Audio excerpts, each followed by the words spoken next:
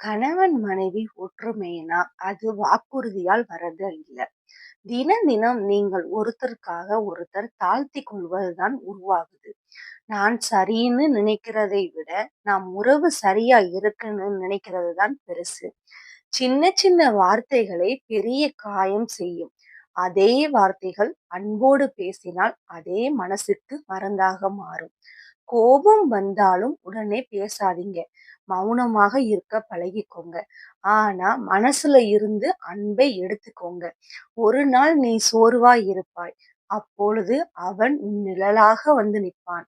இன்னொரு நாள் அவன் உடைந்து நிற்பான். அப்பொழுது நீ அவனுக்கு பாலமாக வந்து நிற்பாய். அப்படிதான் வாழ்க்கை நடக்குது. நீங்க 2 உடம்பாக இருந்தாலும், ஆனால் உள்ளம் ஒன்றாக இருக்கும்.